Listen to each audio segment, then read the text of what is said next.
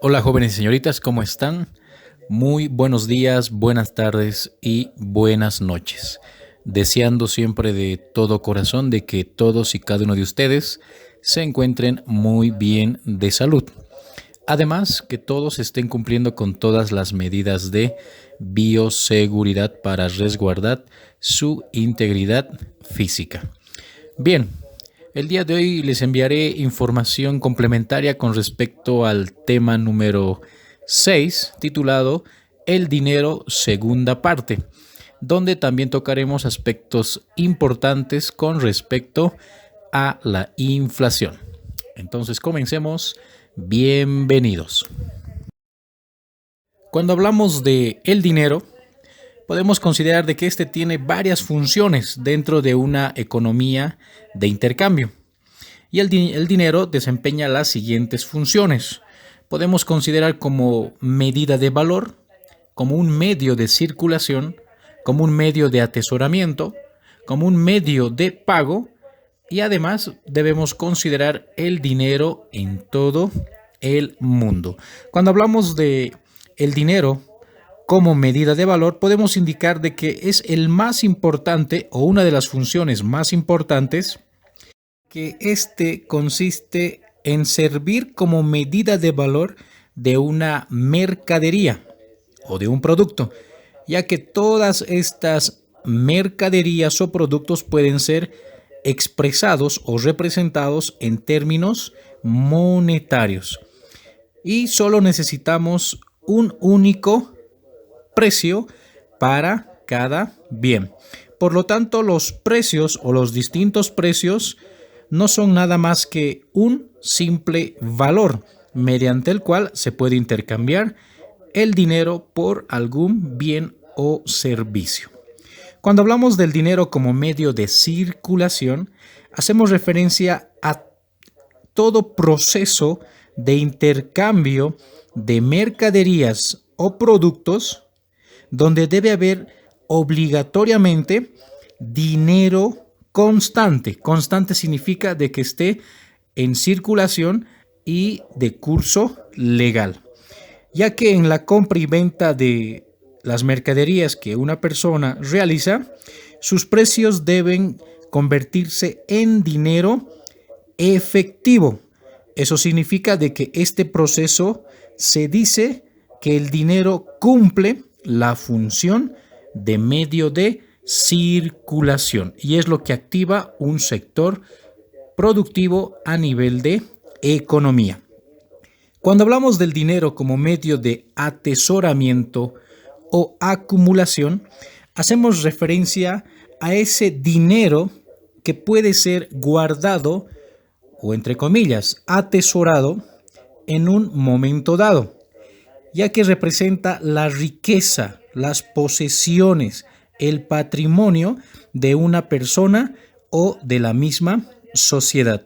Y con él se puede comprar, cambiar e intercambiar en cualquier momento por algún tipo de bien o de servicio en el futuro.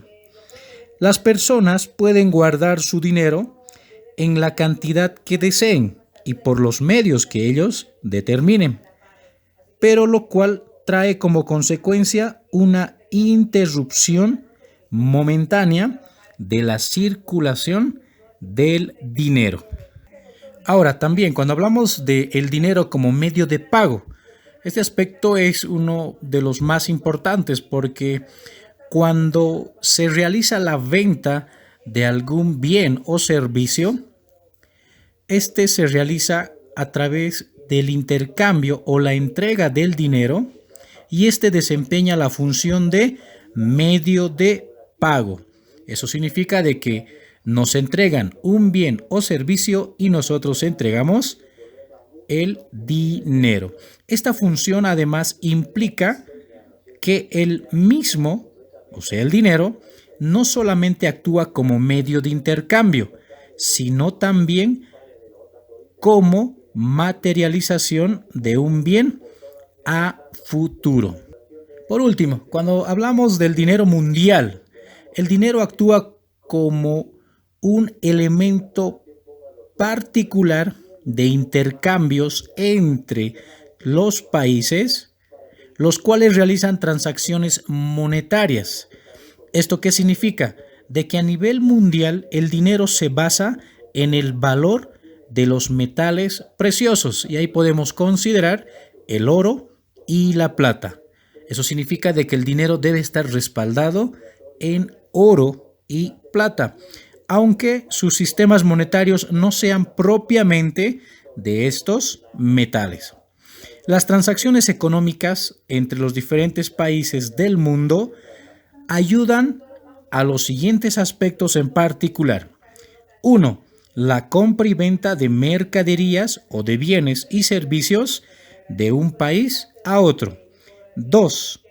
El pago que se realiza por estos bienes o servicios entre servicios. Y 3. La materialización de la riqueza de cada uno de los países que se expresa en forma monetaria. A continuación, veremos las clases de dinero. Entre las que podemos mencionar tenemos dos: la moneda de Estado y la moneda de crédito. Cuando hablamos de la moneda de Estado, es la que establecen generalmente las autoridades monetarias. En este caso nos referimos a el Banco Central de Bolivia, si nos referimos a Bolivia. Y también de los distintos países, cada uno de ellos tiene un banco central. En su ley de cada país y en el nuestro, el Banco Central de Bolivia, la cual tiene una ley número 1670, en la cual en sus primeros 3 a 5 artículos establece y determina las políticas que debe implementar en una determinada economía y país. Y acá podemos mencionar de que esta moneda de Estado puede ser la moneda divisional y el papel moneda inconvertible. Cuando hablamos de la moneda de crédito, hacemos referencia a que las instituciones financieras bancarias, o sea, los bancos, pueden realizar el manejo, el uso y circulación de ciertos documentos. Nos referimos a el cheque, el pagaré y la letra de cambio, que son asumidas como moneda de crédito. Esto significa de que en una economía también se considera como dinero en circulación, solo que estos son documentos de garantía que pueden ser convertidos en dinero dentro de periodos de tiempo establecidos. Y generalmente estos son entregados como una garantía de que en el tiempo o en el futuro se convertirá en dinero de circulación. Ahora, cuando hablamos de un sistema monetario, nos referimos a aquel sistema que es conocido también como patrón monetario, y esta es la estructura legalmente establecida para la circulación de dinero en un determinado país y en un momento dado. Las características de un sistema monetario son: tiene una unidad monetaria como ser el peso, dólar y en nuestro caso el boliviano. 2. El patrón monetario puede ser de base metálica o no metálica. Ahí nos hacemos o podemos hacer referencia a las monedas y los billetes. Número 3. La moneda es fraccionada. Esto significa de que va a facilitar algunos pagos. Al mismo tiempo, cuando hablamos del dinero, podemos considerar de que éste puede sufrir ciertos cambios en función al movimiento económico de cada país. Y en este caso podemos mencionar el término inflación. Ya tenemos un pequeño concepto. La inflación es un desequilibrio económico caracterizado por una subida general de precios. ¿Qué significa esto? De que de manera generalizada tienden a subir los precios. Y esto en consecuencia o es causada por los siguientes aspectos. Uno, la excesiva emisión de dinero. Eso significa de que hay mucho dinero en circulación dentro de una economía. Dos, hay un déficit presupuestario. Eso significa de que en un país hay una pérdida en cuanto a la generación de proyectos a futuro para realizar ciertas inversiones. Y tres, la falta de adecuación entre la oferta y la demanda. Esto significa de que el gobierno o para un gobierno se le sale de las manos el control general tanto de la oferta como también de la demanda. En conclusión, podemos indicar de que la inflación se entiende por un exceso de circulante monetario en relación a las necesidades de circulación tanto de bienes como de servicios. Esto quiere decir un desequilibrio entre el dinero que se encuentra en circulación y la producción, tanto de bienes como de servicios, lo que provoca un incremento generalizado de precios. Veamos a continuación las causas y efectos de la inflación. Entre las principales causas tenemos las corrientes económicas más aceptadas. Existe generalmente consenso en que las tasas de inflación muy elevadas y la hiperinflación son causadas por un crecimiento excesivo de la oferta de dinero. 2. Las opiniones sobre los factores que determinan tasas bajas a moderadas de inflación son más variadas.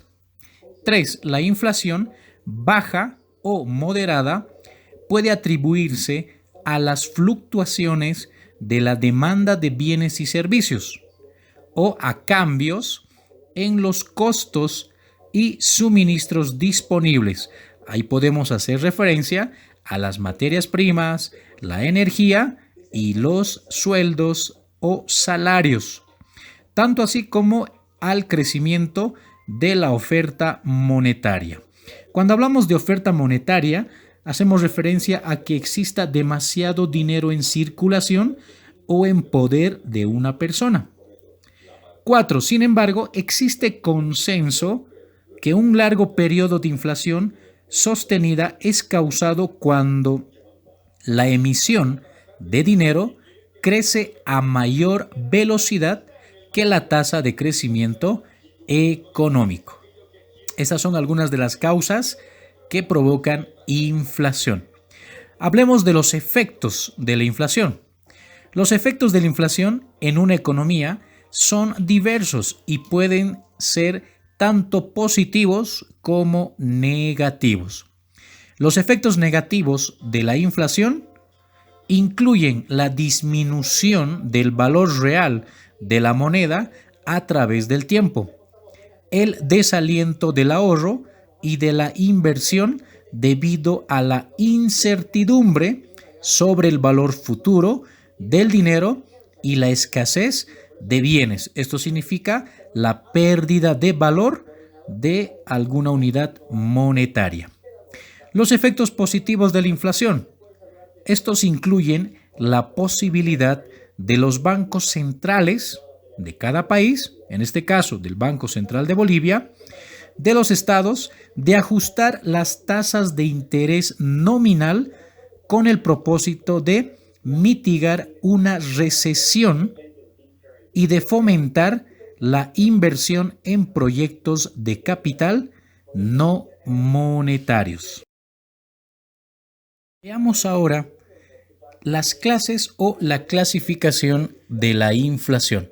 Y podemos mencionar particularmente tres: la inflación moderada, la inflación galopante y la hiperinflación. Cuando hablamos de la inflación moderada, hacemos referencia a que existe un incremento de forma lenta, o sea, paulatina, de los precios. Cuando hablamos de la inflación galopante, podemos indicar de que la inflación galopante sucede cuando los precios incrementan las tasas entre 2 y 3 dígitos y pueden oscilar entre el 20% y el 200% anual. Cuando hablamos de la hiperinflación, podemos indicar de que esta es considerada anormal porque puede alcanzar hasta el 1000% anual. Y ahí podemos ver en el cuadro de que en Bolivia, en el año de 1985, la inflación alcanzó al 27.000%, lo que significa de que nuestra moneda perdió todo valor. O sea, técnicamente era considerado como papel y para poder adquirir algún bien o algún servicio se tenía que poseer una gran cantidad de papel, en este caso, dinero. Acá podemos indicar como un parámetro importante de la clasificación de la inflación. Cuando hablamos de la inflación moderada, hacemos referencia a un crecimiento de 2 dígitos. Cuando hablamos de la inflación galopante, podemos hacer referencia a un crecimiento de 3 dígitos. Y cuando hablamos de la hiperinflación, podemos hacer referencia al crecimiento de 4 dígitos en porcentaje. ¿Cuáles son los efectos de la inflación? Acá vamos a mencionar efectos generales. Cuando el nivel general de precios sube, cada unidad monetaria comprar menos bienes y servicios. Eso significa de que con un determinado valor de dinero vamos a poder comprar menos cantidad o en menor cantidad un bien o un servicio. Por ejemplo, los prestamistas o depositantes que reciben una tasa fija de interés de los préstamos o depósitos. ¿Qué significa esto? De que a mayor cantidad de dinero que una persona pueda prestar o depositar, de cierta forma recibirá una mayor cantidad de interés. Pero ustedes muy bien saben de que las tasas en nuestra actualidad y en las distintas entidades financieras, si hablamos de caja de ahorro, los intereses anuales oscilan entre el 1.75 y 2% anual. Si hablamos de cuentas corrientes, estas no se caracterizan por generar intereses. Podemos indicar de que más o menos es 0.75% al año. Y cuando hablamos de depósitos a plazo fijo, estas tienden a pagar entre 3 y 6.25%, considerando la entidad financiera.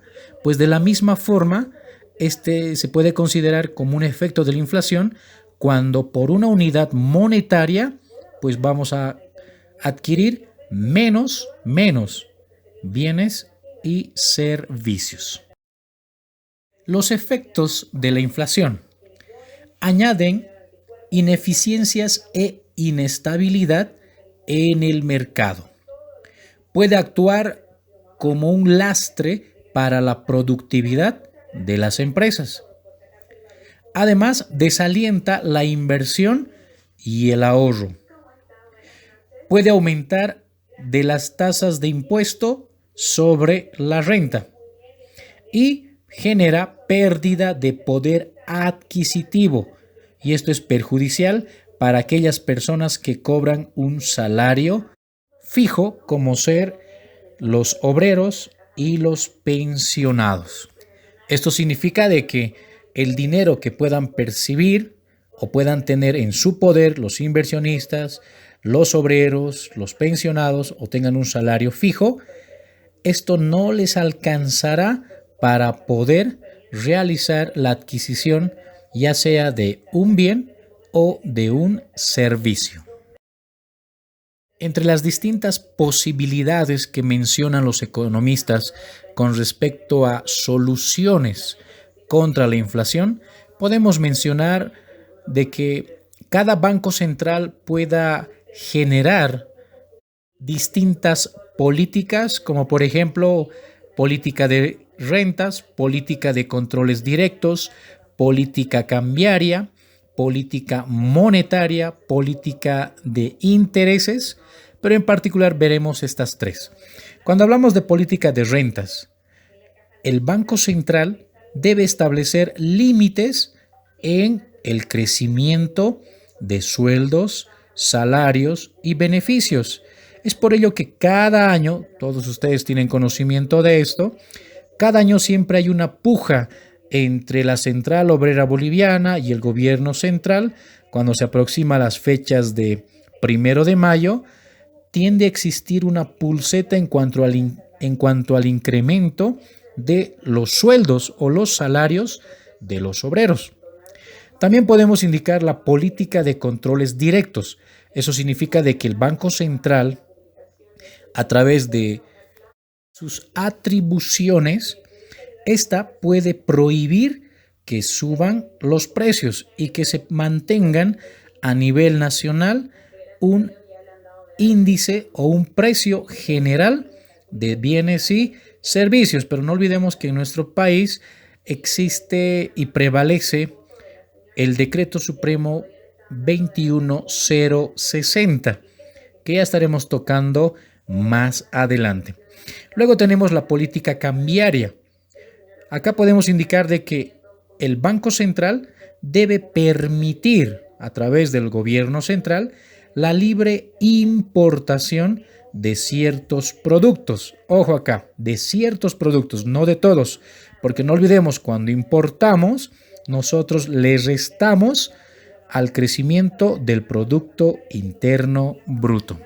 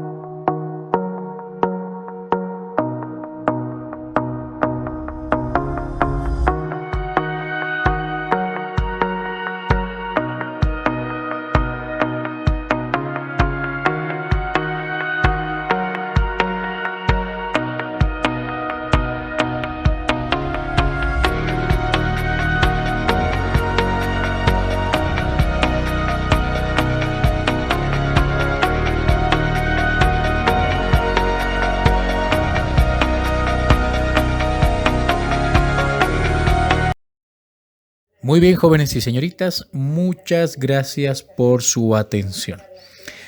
Antes de concluir, ahí ustedes pudieron ver dos diapositivas con información real del Fondo Monetario Internacional con respecto a la evolución de la inflación en cada país. Ahora, ojo, acá les paso un dato muy importante de nuestro país, de Bolivia. Se considera de que en Bolivia va a existir inflación cuando el Banco Central de Bolivia emita a través y oficialmente de su página de que la inflación es igual o mayor al 12% acumulado los últimos 12 meses. Caso contrario, no existe, ojo con esto, Si no es igual o mayor al 12%, no existe inflación. Y en la actualidad nuestra inflación asciende entre 1.25 y 1.32. Y la unidad de fomento a la vivienda, en función a su evolución, asciende a 2.34 por cada boliviano. Entonces significa de que en función a esos datos numéricos existe estabilidad económica en nuestro país. Ojo, solo de acuerdo a esos datos que nos emite en su página oficial el Banco Central de Bolivia. ¿Ok? Bien, les deseo pues que estén muy bien, cuídense mucho, Dios los bendiga y les mando muchos abrazos a la distancia. Hasta una próxima oportunidad.